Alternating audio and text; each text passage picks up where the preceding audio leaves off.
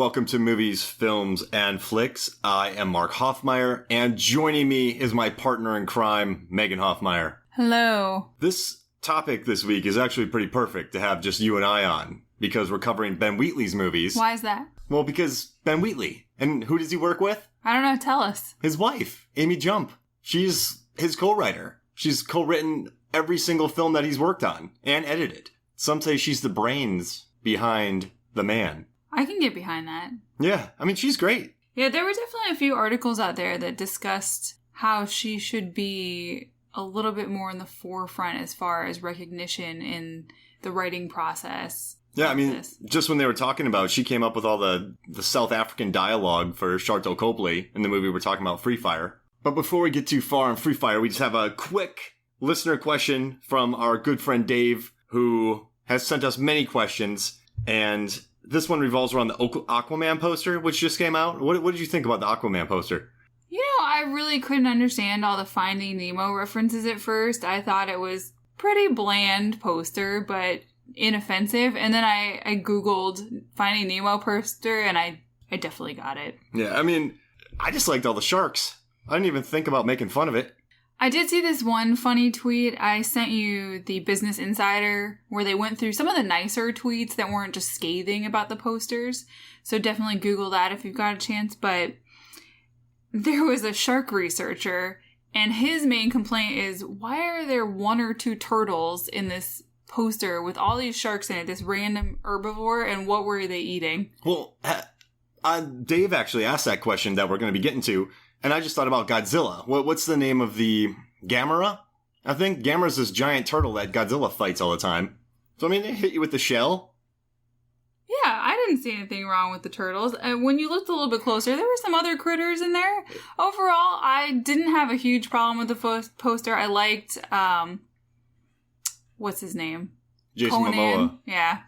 I liked that he had a cheeky smile on his face. He looked like he's having fun with it. I think we're going in a new direction for DC with this director. So here's hoping it's going to be a lot of fun. I don't want to be too down on it right away. But yeah, if you Google Finding Nemo posters, you can definitely see the comparisons there. But if you're in a jet stream and a turtle hits you in the head, you're out. That would hurt. You're done.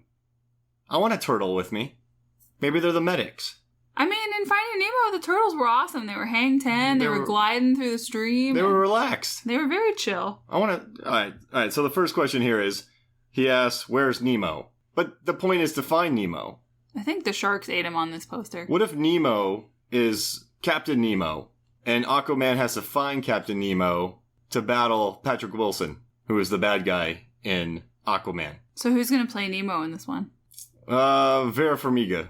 That's some hefty acting chops for the Nemo role, but well, I like it. James Wan loves her. True, yeah, she's in a lot of his stuff, all the Conjuring, some of the horror flicks. Or Tyrese. James Wan directed him in Furious 7. I love Tyrese. Put Tyrese in that movie. An awesome Nemo. He'd always be hungry. He wanted to be in the Green Lantern. This is his chance. He could be Nemo in Aquaman, fighting Patrick Wilson. What do you think? I think it would make for a pretty interesting adventure. All right, next question. Where did he get the leather pants from? And I said a manatee, because they're sea cows. Aw, that's horrible. I mean, same as cows. That's so sad. Maybe it's a shark skin. Maybe that's why all the sharks are after him. So you think the sharks are chasing him? Maybe. But he's not moving. Well, it's a little bit less depressing than a sea cow, because they're just so gentle. Well, I just went there with that, because it's a sea cow. What if it's a sea sow from The Last Jedi? The one that Luke milked. Oof. And Aquaman's just working all four of those udders. And I think that the water behind him would be much cloudier and greener. Yeah, you're right. I wonder if it shoots the milk out like an octopus. The more I think about this, I'm liking the shark skin pant thing, because it makes him sound tough. Shark skin, you can't really touch it the wrong way. See, sharks get a bad rap, though. I don't like it. I'm just saying he'd look tough. Yeah, I guess. Like, what are those pants? Manatee. Oh, great. Maybe he's got some shark teeth embedded in there. Maybe there's a fin on the back. If it was a bull shark pants, I'm all in. It increases his gliding through the water. Yeah, and if people rub him the wrong way, they'll get cut. Literally. They will. If you rub him the wrong way. No, yeah, I guess. And he doesn't have a trident anymore. What do you call a trident with 5 ends? Pendant? Yeah, all right, yeah, that might work. All right, the next one is, why is home calling? Because on the poster it says home is calling. Why are they calling him? And why isn't he answering? Is this a throwback, serious question, is this a throwback to the Justice League movie when all of the different kingdoms were being attacked and maybe he's being called home to save them? I think is this after or before Justice League? I honestly haven't looked that hard into it. Their security was not good in Justice League. No, I don't even know where to go on Justice League. All right. And then they already asked, why are there turtles? I think we covered the turtles angle. You need a little bit of mixed ocean flair. Who made this poster? You do digital design, you do graphics. Would you make this poster? Probably someone who has never read the comic books and didn't do any background research and they were just tasked with it. You see that a lot with people who don't have little information and mediocre creativity. They just come up with the first reaction. And it's just a ton of sharks and stuff hanging out with them. Yeah, well, the internet did a solid to remind us all that if we're complaining about this poster, there's always the Spider-Man Homecoming poster. That's a weird thing. I don't like this poster because this... Wait. Why isn't Jason Statham in this poster? That's a great question. I mean, he could punch some sharks. Yeah. Wait. Is he punching sharks? He's punching everybody. He's punching sharks in the background of the Aquaman poster? Yeah, he's got this underwater car, and then he does some, the oil slicks in the ocean. He's sliding through oil and fighting people and fighting sharks. He's also covered in oil and transporter. Exactly. So you're saying he's like the Exxon guys, just putting oil all over the ocean? No, he's utilizing it in his fights for the advantage. So he waits for oil spills, then he goes into the water and he fights sharks. I think it's a solid one-up on any of his competition. Yeah, I mean, Arnold's never fought sharks while covered in oil. I mean, the baddies would not see it coming. Well, sharks wouldn't, because there's oil everywhere. The sharks or the actual bad guys. Yeah. You never expect Jason Statham to attack you while you're in the water. I mean, he could be anywhere, honestly. Have you seen all his movies? He's have. In the air, he's in trains, he's in planes, he's in the water. He's been in everything. He's been in Cardigans. Has he been in a volcano? He's been on the home front. Yeah. Where he fought James Franco. And saved a kitten. Gator Bodine. Can you believe his enemy in Homefront was James Franco? I mean, James Franco has done some pretty silly, villainous characters. If someone asked me, hey, Mark, do you want to play a guy named Gator Bodine and battle Jason Statham in Homefront, written by Sylvester Stallone from a script he wrote in the 90s, I'd be like, hell yeah. I think the key to that one was, hey, where are we filming? New Orleans? Sure, I'll go hang out in New Orleans for a few weeks. Yeah, get in some trouble. Donuts, whiskey. More whiskey. All right, so now that you happy with this? You happy with Aquaman? Anything else you want to cover? Do you think it's going to be good? I'm trying not to be too judgy. If I just stay away from everything on it, I feel like this franchise has gotten so much hate. Wonder Woman is obviously their most solid movie, and for good reason, but I didn't hate most of the Superman standalone movies with Henry Cavill. I'm just trying not to judge it too harshly beforehand. James Wan's never made a bad movie. And you've made that point to me recently, and I have taken that under advisement, and I'm really hoping that it's going to be fun. I mean, he really has made some good movies that I've loved. I don't love horror movies, and he's made some that I actually like. Dolph Lundgren's in it. Well, there you go. Sweden's favorite actor. Also, oh no. All right, side note.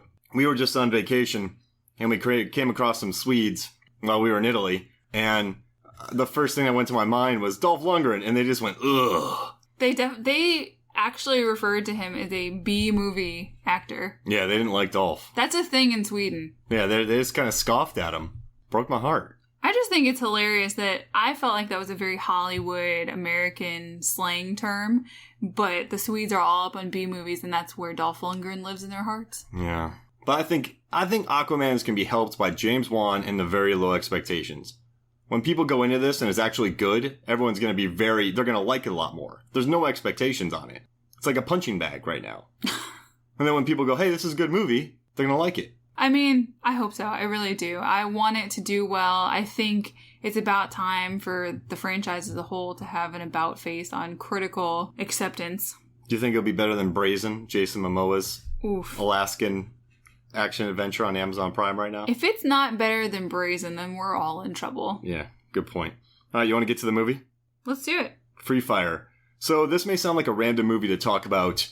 Not many people have watched it. It was directed by Ben Wheatley, written by Ben Wheatley and his wife Amy Jump. It was produced by Martin Scorsese, and it's basically just two groups of people shooting at each other in a warehouse for an hour. 20 minutes of setup, and then 60 minutes of gunfight. And it's not really like any gunfight movie you ever watch. It was just very typical of a Ben Wheatley film. So I love Ben Wheatley. I've been watching him ever since 2010's Down Terrace. And then he did Kill List, which is one of my favorite horror movies of this century, I think. Then Sightseers, which I made you watch, about two insane caravanners murdering people violently. I don't want to talk about that one. And then A Field in England, which is brilliant. It's just a head trip of a movie. Then he made High Rise with Tom Hiddleston. Very good film. This guy makes movies that just they don't go where you expect them to. And I think this movie, Free Fire, it kind of got some flack. People said it was a Tarantino type ripoff, but I don't buy that. I think it's its own beast. And I just think that was lazy criticism by a lot of the critics who wrote those reviews. I gotta say, when you first told me about this movie, I think you saw it one more time than I have. Yeah, I right? saw it in the theaters. So you told me it was by Ben Wheatley, and the only other movie I've seen of his is Sightseers, which is, if you haven't seen a Ben Wheatley movie, probably not the best one to get into his stuff with. It's a little bit too weird for me. But I was very pleasantly surprised at how fun this is. I would liken it more to, there's definitely a lot of really dark humor in it. I think it's closer to the humor in The Guard. Yeah, I mean, yeah, like a McDonough movie. It also has some weird, it feels, yeah, I would say so. And a lot of people compare it. The dialogue, though, isn't overly stylized. Like, the characters aren't overly cool. And when you think of a Tarantino movie, it's cool people saying cool dialogue. The people in this movie are not. It's not like that. I just think it was lazy. I don't want to hark on this forever, but the more reviews I read, the more annoyed I got at them just comparing this to a Tarantino joint. Because Tarantino ripped off Sergio Leone. I mean, he has shot for shot in some scenes. So if you talk about one of his movies, you got to talk about the movies that influenced him and the movies he ripped off. So I don't know why they're doing that with this movie. Yeah, there's a really good Cracked podcast from when Jack was still on the staff, and he talks about how nothing is truly new anymore because it's all based on something else. So I really feel like it's unfair to make all these comparisons to Tarantino because everything has been inspired by or come from something else. I've told you this many times, but my feelings about the sci-fi industry is that they've all been inspired by something. They're borrowing pieces of other things. So it's unfair to call everything, unless it's a direct line-for-line ripoff. It's just, it is lazy writing, and I got more and more annoyed with all these reviews, and I started to try and seek out the more positive, or you shared with me a few interviews that were really good. Yeah, there's a really good interview with Scorsese and Ben Wheatley that you should check out. I forget where it's at, but it's Rolling Stone. Rolling Stone, yeah, really good interview. And also, Ben Wheatley got the idea for this movie because of a gunfight in Miami. So the feds and some robbers got into a massive gunfight, but it lasted forever. And there were so many missed bullets, but when there's a gunfight with the feds, they have to track every single bullet that was shot. So when you see the logistics, the ballistic report of this gunfight, it was just bullets everywhere. And the majority of them missed. So he was like, I want to do this movie in a warehouse where a bunch of idiots, some idiots and some other non-idiots, shoot at each other and it's just ugly. But then he kept it on the shelf for, 10, 15 years? Just didn't know what to do with it. And he heard something about the IRA buying guns in America and then bringing them back over to deal with the troubles in Ireland. And that's when it all started to come together. And Cillain Murphy was a huge fan of who's the star of this movie. One of the stars loved Kill List, so he approached Ben Wheatley and said, let's work together. So Ben Wheatley pitched this to him, and they brought in the craziest cast. You have Sharlto Copley from District 9, Babu Cisse, Jack Reynor, who was amazing in Sing Street, Armie Hammer, Noah Taylor, Cillain Murphy, Brie Larson, Oscar winner Brie Larson, Michael Smiley, who's in pretty much all of his movies, great actor, he's also in The Lobster. Then you have Sam Riley, who... Pride and Prejudice and Zombies. Yeah. Classic. It's definitely one I've seen too many times, as you know, but the great thing about watching Sam Riley in this movie is he is so against his... I haven't seen much of his other work, you might have seen more, but... He's so against what you think of him as just this more stoic, quiet Brit, and he's just this drugged out Boston weirdo who just keeps messing up in this movie, and it's hilarious to see him act this way. And in the commentary, everybody was so entertained by his antics. He's kind of like a cockroach in this movie. He's sitting there smoking crack, getting shot, blowing up propane tanks. Until a certain point. But yeah. Yeah, spoilers for this. Spoilers for this. If you haven't seen Free Fire, stop this now. Go watch on Amazon Prime. Come back and listen to this. But I think he's probably my favorite character in this because he's a total dirtbag, but he has the best lines. Like, he got beat up the night before, and he's asking a guy for some Advil, and the guy's like, I have smack. And what did he say? Talk about using a sledgehammer to crack a nut, and then he just takes it. Yeah, then he does smack. Later, during the gunfight at one point, isn't he doing some crack or meth in the corner? Yeah, and then he passes out, which probably keeps him alive longer. And then also, as they're walking through this warehouse for the gun deal, he's just like, this place is dirty. And he improv'd all that. He's like, look at all this crap. Like, he's just a weird cockroach little guy. But I guess we should break down the characters. Actually, I just want to say real quick that Ben Wheatley designed the entire set of this movie on Minecraft. So instead of using crazy architectural design or workshop, he just built it on Minecraft, and then all of his set designers built it. Yeah, he said something to the effect, I think it was one of the interview articles, either Rolling Stone or Den of Geek, but he did the vague outlines, and then somebody else on the staff's son took a whole day to fill in the walls. Yeah, he just paid a young kid to do it. And I also love that he had an edit suite on set. Armie Hammer talked about that on Happy Sad Confused, which was pretty great. So he's editing on set. They shot it over 30 days, and he just wanted to make like an anti-gunfight, kind of avoid the kind of Hong Kong gung fu, everything like that. And also, a really funny thing is, since this is just a total gunfight movie, he said they wanted to make 2 remakes with Scorsese. He wanted to make one with muskets and one with laser guns. Yes, muskets in Boston, very Civil War era, or even Revolution. It would just be people bayoneting each other. I'm trying to picture it. All right, it's very bloody and muddy. All right, so let's set up the 2 different teams here. So we're introduced, the first characters we meet are Steve-O and Bernie. Couple idiots are driving in a Winnebago. They're driving to this place. They meet up with Michael Smiley, Frank, Brie Larson, Justine, and Cillain Murphy's Chris. Chris and Frank are 2 IRA guys who have come to America, and they're working with Brie Larson's Justine character. She's brokering the deal to get some AR-17s and bring them back to Northern Ireland.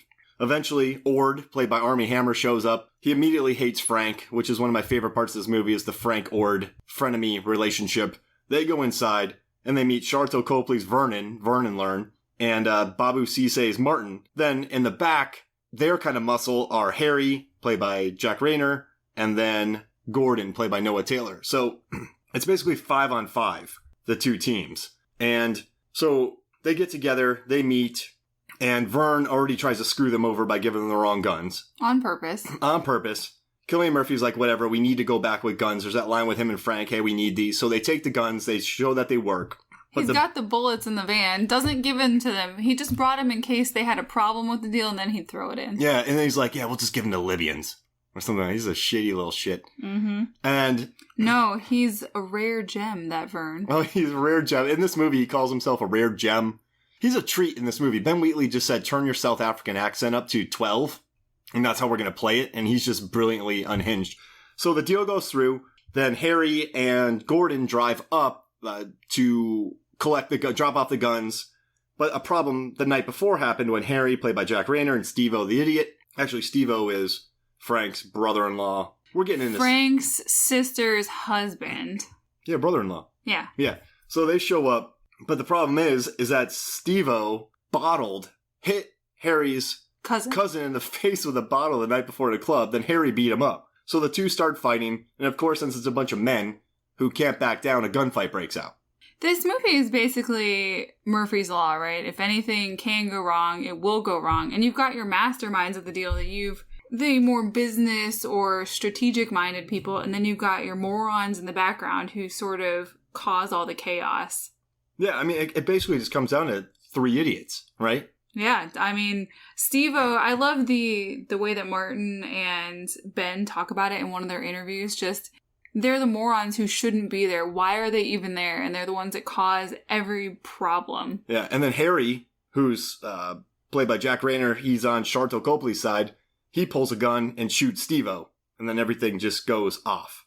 Then it's just pure chaos for the next hour, and it just goes bonkers. I think it's really creative. I like the dust and the dirt flying, the at some point, everyone's gotten shot in the leg or the torso. So now they've got to crawl around. They can't even walk, it's a great handicap because you can then hamper their movement, but it's still interesting. They can't be fast anymore, so they have to work around it. There's these epic scenes where no less than, 3 or 4 characters climb up a staircase crawling. Yeah. And I mean, this is not an Arnold Schwarzenegger movie. These are people who got shot in the leg, and each bullet counts. Like, bullets hurt. And so when they get hit, they're just kind of laying around walking, or laying on the ground, crawling around.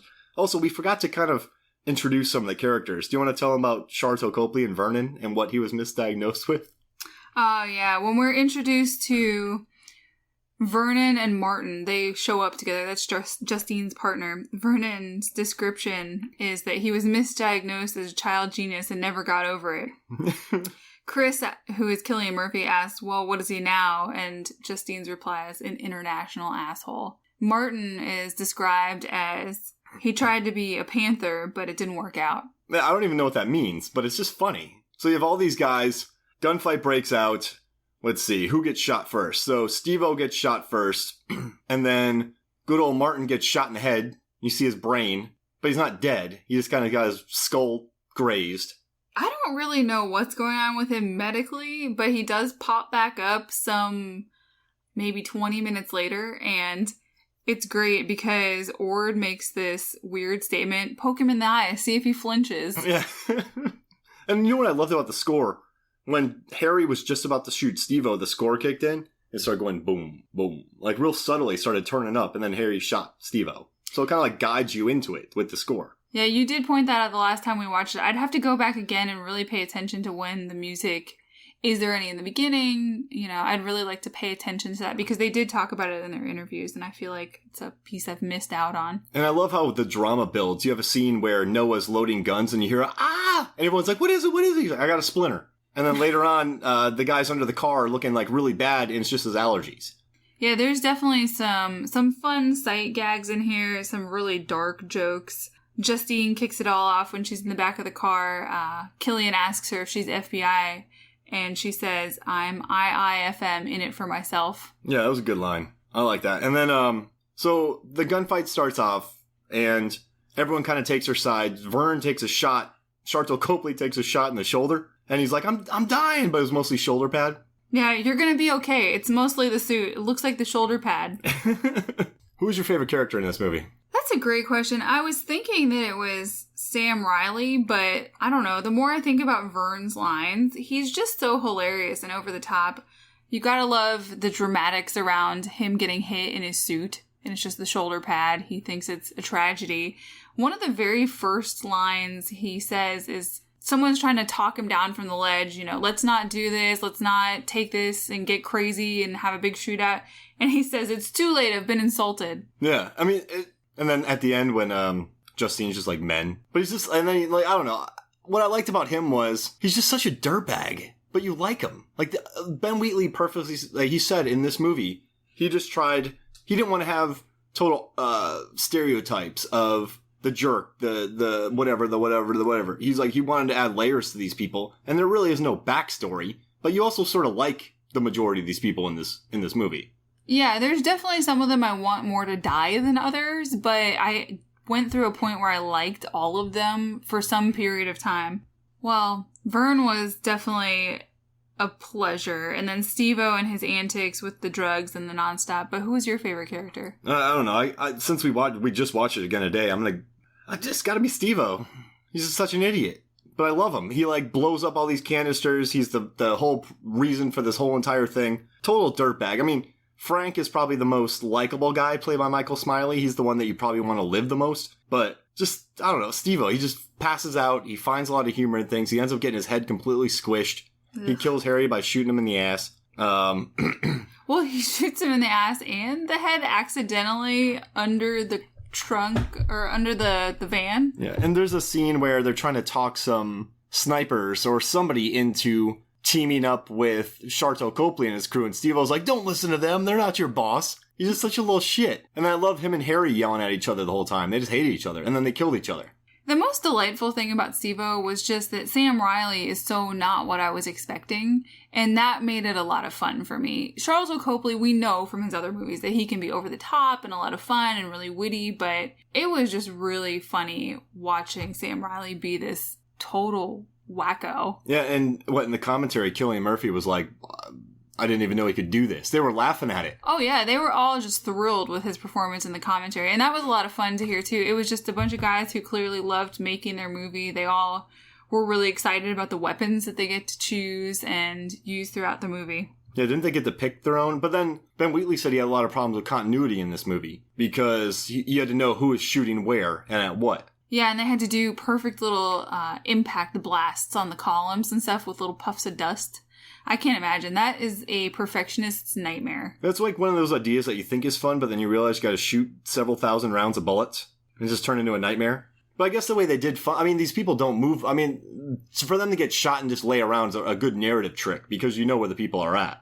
Yeah, and I think at a certain point, if you get into just the movie itself, you're not concentrating on something like that. You're listening to the lines and the funny faces the characters are making or what it is they're up to because they're all in the same room almost the whole time, or they're in the same building because there's a point when they go upstairs into an office, some of them. But the rest of them are all in this massive warehouse, so there's constantly maybe somebody in the background doing something funny or saying something, and you can overhear little snippets of comments in the background of a scene, even though it's not the focus. So for me, that's the fun part of this, not looking at where that bullet went wrong. Yeah, and then things really get interesting when two random snipers show up and start shooting at all the guys.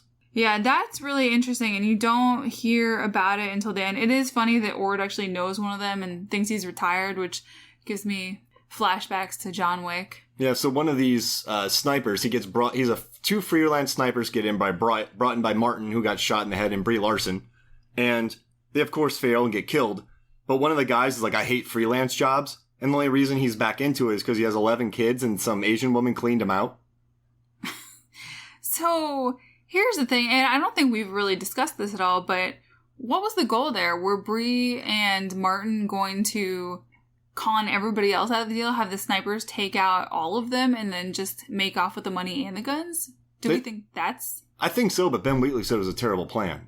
Oh, everything was horribly planned. And they've got this geriatric sniper, and obviously he fails at his mission, and Ord's shooting at the guy. Yeah, well, Ord and Cillain Murphy took him out. I was impressed by that. Cillain actually, do you think Cillain and Frank are high IRA guys? Because they said we can't fail. I mean, they came over to America. That can't be cheap at the time, especially if there's suspicion about what you're up to. How are they going to get the guns back, too? Boat. Okay. I can see that. Steve-O will drive it. He'll drive the boat. I want that movie. Steve-O going to Northern Ireland. High on crack. It's a good movie. No, but I don't know. So these snipers come in, they get killed. Turns out that they were brought in for a freelance job, which I think is pretty funny. And so they get killed, and then it just kind of comes down to the group starts squaring off. So you have Frank and Sharlto Copley Vernon start brawling. And then you have Steve-O and Harry. And then Cillain Murphy is kind of on his own. And then Justine starts battling Gordon. But I think my favorite battle of this whole thing is between Frank and Vernon. The two of them fighting, because it gets insane. They both crawl upstairs. Actually, Frank has a syringe in his hand, which is horrible. Sharlto Copley has his cardboard armor, which he puts on because he doesn't want to get needles in his arm. Protection from infection. Yeah, and because that's what will kill you. But he has 90 minutes because Ord says you have a golden 90 minutes. They go upstairs. They get in this crazy shootout, and Frank lights Vernon on fire, and he thinks he kills him, but then Vernon kills Frank. But then Cillain Murphy comes up and kills Vernon. Man, this movie's bloody. I don't want any of these people dying. I've watched this movie 6 times. I don't want people to die when I watch this movie. I mean, there's definitely somebody I want to die. My least favorite person is Harry. He's just annoying the whole time. You hated Harry? I love Harry. I can't stand Harry. He's funny. He's okay. as far as lines go, but I don't like his character. There's a scene where Ord is like, give me some bullets. And then Harry kind of does the money thing. Or Vernon's like, give me bullets. And he's like, give me some cash. And then actually, this very large Northern Irish man comes into the place. And you think he's going to be the salvation for Cillain Murphy. And Harry kills him with a crowbar to the mouth. Yeah, that's gross. I was very sad about that because I just wanted Harry to die at that point. Really? I don't like Harry. He's just a pain in the butt. You're with a bunch of criminals and you're being all sanctimonious about your cousin who got bottled. Why was she hanging out at the same type of joint that Steve-O's at? It can't be a good place. Yeah. I mean, Harry is equally responsible. Your cousin needs to question her life decisions at this point because Steve-O... Yeah, but it's not her fault she got bottled. It's not her fault, but she probably shouldn't go to the same type of establishments as Steve-O. Yeah, Steve-O's a shady fella. Or hang out with her cousin, who's clearly a criminal. But I guess Harry did shoot the people first. And then he actually did shoot Ord and shot Justine by accident. Yeah, he definitely flies off the handle a bit too much for me. But I do love when Ord is trying to take down Harry and he throws the crowbar at Harry holding a gun and it hits his fingers and he's waving his little hands in the air. Yeah, that's what Ben Wheatley said. He wanted, like, the little things to hurt. Like, you wanted little things to notice. And there's also a scene where Ord is about to attack Cillain Murphy, but Ord actually shoots, Harry shoots Ord in the calf. He's like, I shot Ord. He's going to kill me. That's probably one of the best lines. Yeah, I mean, but he delivers everything really great in this movie. Like, he's funny. And Harry, like, his line delivery, Jack Reynor. Yeah. He's funny. Am I selling you on Harry? No. All right. I still want him to die. If I had to pick somebody in the entire cast, I'm not going to count the two snipers because they're not really characters. It's definitely Harry. Definitely Harry. I mean, I never was sold. I mean, I don't know. I guess Bernie or Gordon, because they were never fleshed out, the two of them. Yeah. They were kind of bullet fodder. Yeah, I mean, of our main characters, Harry's got to go for me. Oh, man. It is definitely a triumphant moment when he accidentally causes his own death because he's so hell-bent on running over Steve-O's head on the floor, and he does it, and then Steve-O's gun shoots off, and Harry gets shot through the butt and the head. So there's a scene, so in the making of documentary, when Harry runs over Steve-O's head and explodes, that was a practical effect. That car tire really ran over someone's head. A watermelon? Yeah, and no, Ben Wheatley tested it. You don't remember that? Yeah. He sat in front of the car tire and they rigged it. It was really low and they had it specially rigged. So the car tire just went right over Ben Wheatley's face because he said he wouldn't do anything to his cast unless he went through it first, which is pretty crazy for a director. I mean, I guess everyone hates James Cameron, but he's the first one to go to the bottom of the ocean and risk his life. I mean, Ben Wheatley's not doing that. To the heart of the ocean, if you will. Yeah, but I loved how Ben Wheatley kind of set that up. So yeah, I mean, Steve-O gets his head run over and he accidentally shoots Harry in the ass. Does it go through, like, up? How do you mean? The bullet. I think it does. I think it goes up through and into the ceiling. It goes through his entire body?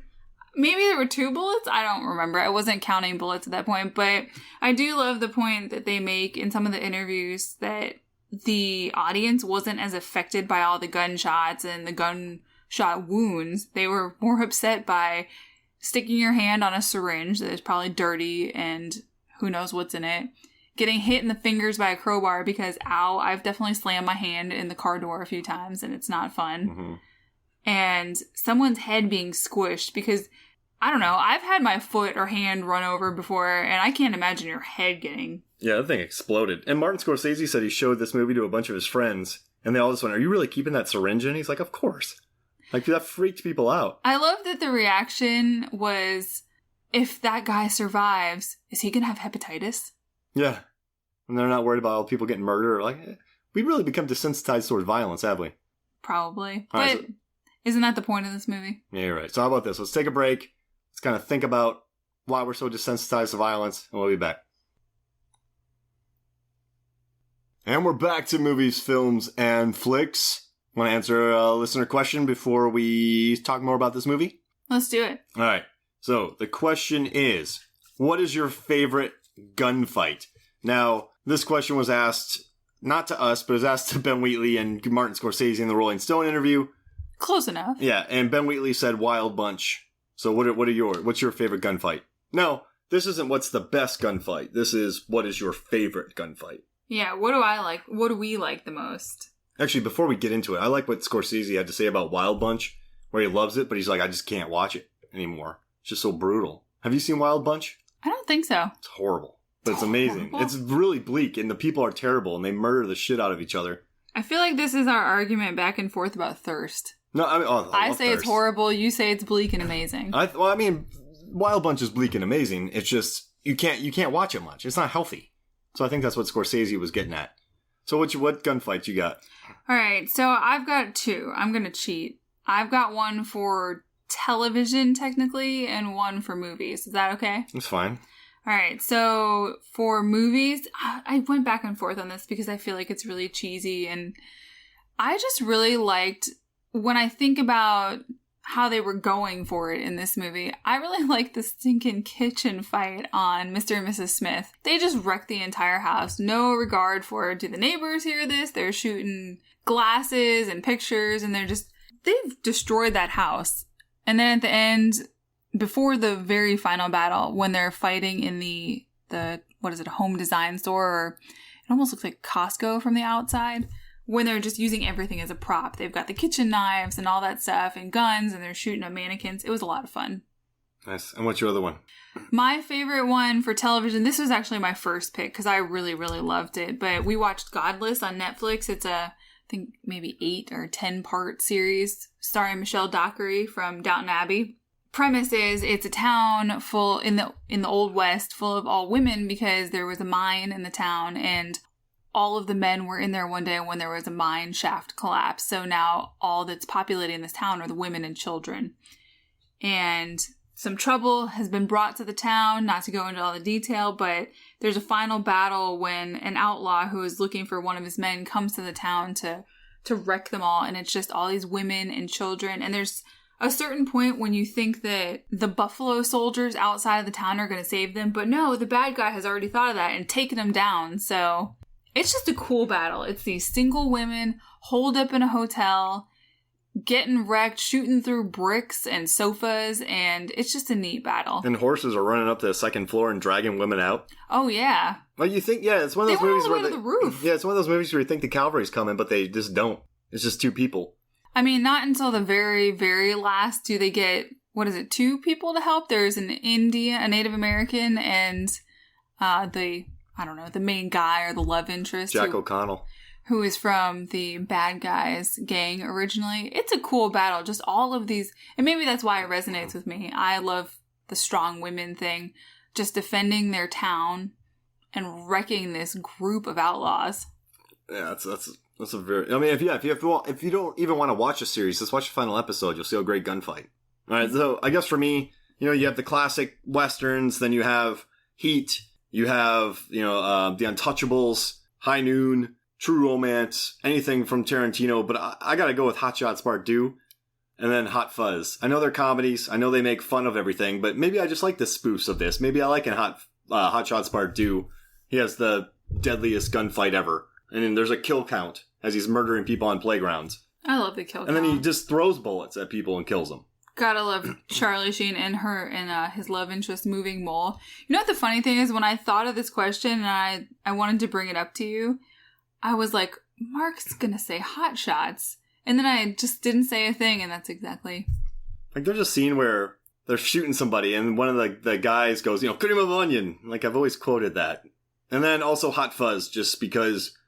you have the beginning where he's asking Nicholas Angel about, have you ever shot guns while jumping? Have you ever shot a gun in the air? And then the final gunfight, that all happens. And it's just a lot of fun.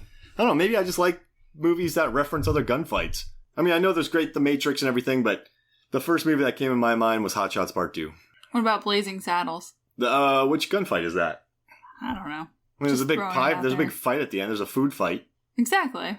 There's not really a gunfight. When they break into the set of the musical. I mean, Gene Wilder was shot in the butt by a kid, but you don't see it. He just tells the story. And then the other guy puts a gun to himself. I don't want to quote that dialogue. Okay. All right. So, let's get back to this movie. All right, so, what's your favorite moment? Ooh, my favorite moment. That's tough. I don't know. I think for me, again, it's just the really... tiny moments, just the funny lines that you hear each time you watch it. I just enjoyed their banter a lot. I don't know if I had a favorite moment. I hate when Michael Smiley gets killed. That's my least favorite moment. Well, he just gets shot in the back. I know, and you thought he had succeeded. He's got the phone, and it's not good. And Vernon learns shoots him. Oh, Vern. I don't know. So, all right. So if I had to pick a favorite moment in this movie, man, oh gosh, man, you know what it is? I think it's at the end where Cillain Murphy is laying dying.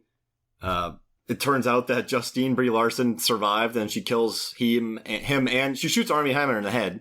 And at the end, she's like, "Hey, you want to take a rain check on our date?" She was playing him the other time, but Cillain Murphy goes, "Hey, take what you want, girl."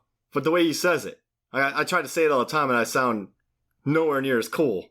Do you think it's just Irish accent? I think it's the Irish accent. He sounded awesome.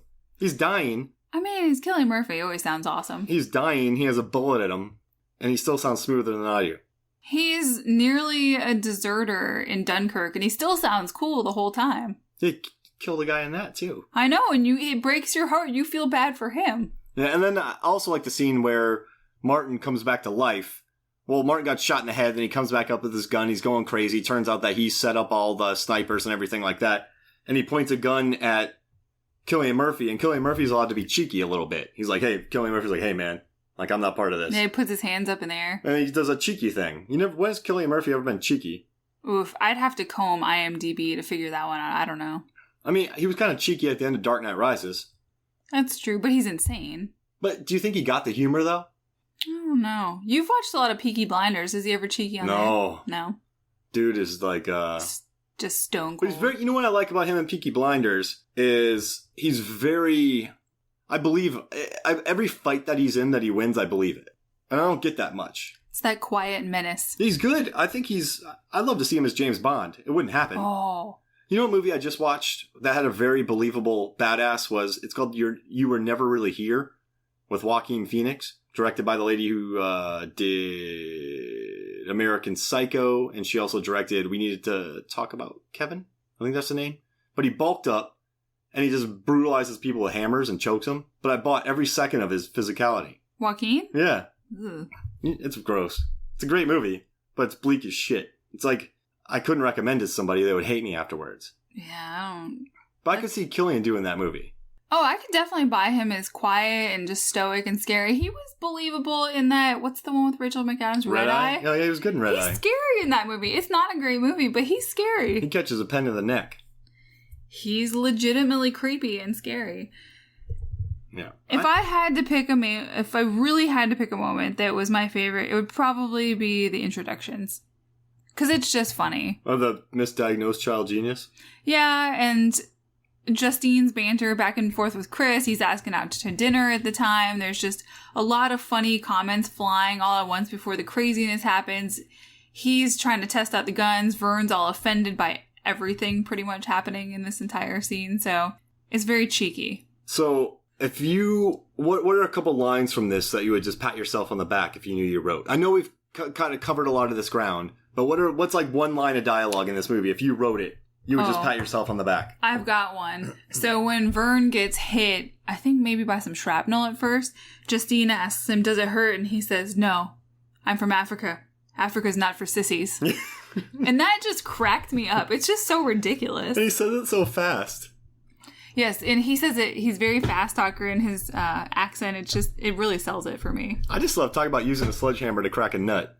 I don't know why I like that line so much, but just hearing a smackhead say it, like it's the context of when he does it. It's a very coherent thought too for someone who's been beaten up and is really hopped up on drugs. All right, so I'm just dropping this on you right now, but you make this movie, right? You have the same two sides. Who walks out? Oh, who walks out? Cillian and Michael Smiley. Just the two of them? Yep, that's it. I mean, wasn't there a review that said the IRA guys are the good, like, become the heroes of the movie? Yeah, they said in this movie, they're about as close as we get to heroes. So how do they get out, Megan? How do you see this movie playing? Some of them could just bleed out from their wounds. Well, they could. I mean, people have been hit a lot in this movie. Maybe Vern dies from his burns and gunshot before he can shoot Michael Smiley, or he's run out of bullets. That would be plausible, too. So that he gets to go back down there. I mean, I could take it or leave it with Ord being alive. I don't think he cares to kill the Irish. Yeah, well, he didn't want to. No, because at the very end, he was going to go get a drink. with Chris or Killian. He says, we got 15 minutes before the fuzz shows up. And Chris says, what do you want to do? Let's get a beer. Yeah. And the backstory for Ord, he was kind of in Vietnam, they said. And he kind of saw a lot of stuff. Because when the combat starts, he's really calm. It's not until he starts smoking some weed that he gets really disenfranchised from the whole thing. Mm-hmm. So yeah, I think he would have walked out of there. I mean, but Ben Wheatley said he had Justine live at the end because he wanted her to be like the final girl. And he thought it'd be weird if the one woman surrounded by men gets murdered by one of them. I mean, she made decisions to do this deal. What if one of the snipers she paid shot her by accident? Fair. Totally fair. So who do you think would come out? I want Michael Smiley and why do we like them? They were very chill. I mean, not to sound pretentious, but we have been to Derry and seen some of the I guess the after effects of the Troubles, and it's a very upsetting thing. I think we sympathize with it a bit. Do you think Michael Smiley's just a good actor? Oh, I think he's an excellent actor. Did you like him in The Lobster? I feel like you blocked that movie out of your memory. Because we were talking about it the other day, and you had a complete different idea of what the plot was. I'm trying to forget that I watched The Lobster. I love that movie. It's very depressing. It's right up there with Ingrid Goes West. I can't do that again. Whenever I see Smiley, though, in movies, it just makes me happy. Because I remember liking him in Kill List. I liked him in Field in England. So the more roles that he gets, the bigger roles, it makes me really happy. Is he the one who had to put his hands in the toaster? Which one's that? In The Lobster? Because remember when they got punished, they had to put their hands in toasters? No, because he was one of... Oh, he's the other guy. Yeah, he was in Rachel Weisz's crew. Oh, okay. It was probably John C. Reilly or something. Oh, yeah, that was who it was. Yeah, toaster was a weapon in The Lobster. So weird. Could a toaster have been in this movie? Maybe thrown. Doesn't Rachel Weisz sell her eyes? Yeah. It's so weird. And then he leaves her there at the end. Oh, and also there's a scene where Ord hits Harry in the head with a rock. No, he hits Steve on the head with a rock. He nails him with it. I gotta update my best throwing of a rock scene. I had my Monty Python, Life of Brian.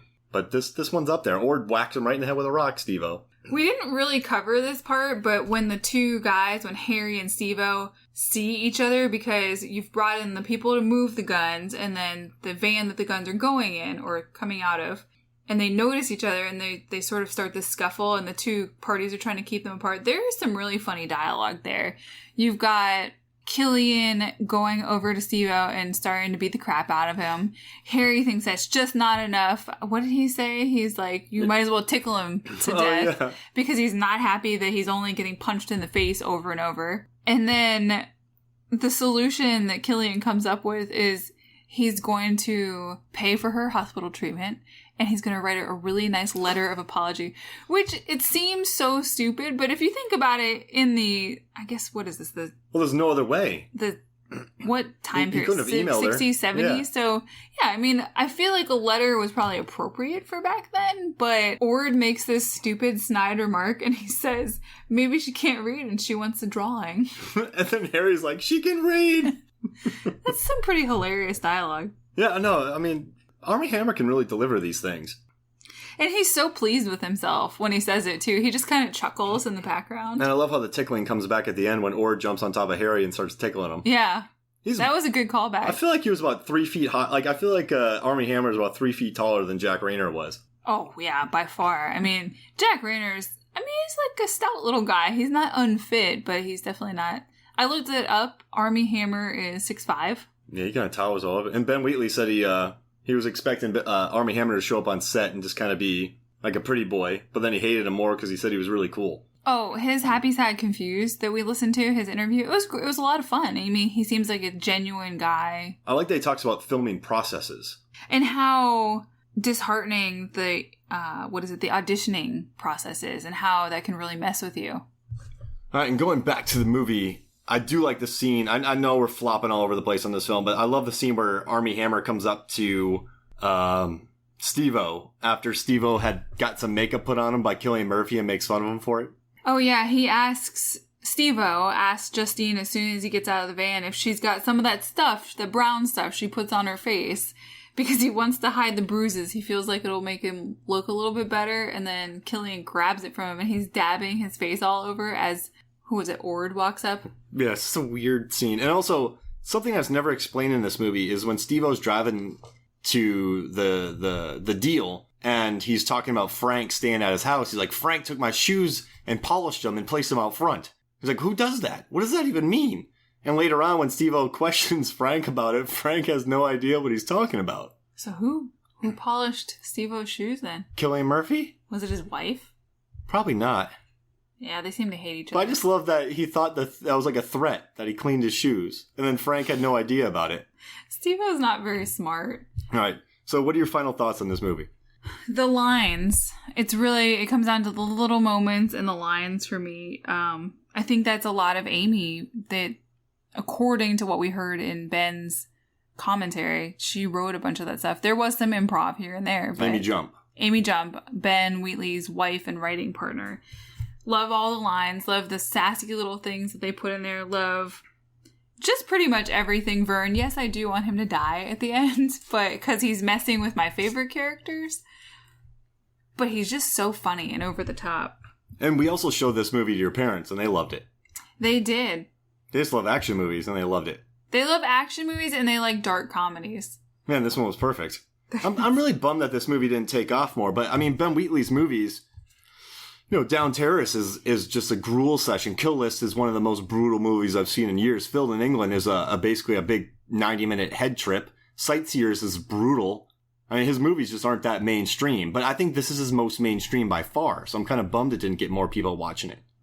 And I didn't even know when it came out. You had to tell me about it, but I'm really glad that we got into it. I think you said we've jumped all over with the plot here, but that's the problem when you love something so much. You just keep remembering all the fun stuff. It also helps that we just watched it today and yesterday, but it's so fun to remember all these crazy little moments. I was just thinking in the very end with the rain, the sprinklers come on, and Cillian sitting next to a wall. It turns out this factory or this warehouse they were in, it was an umbrella factory.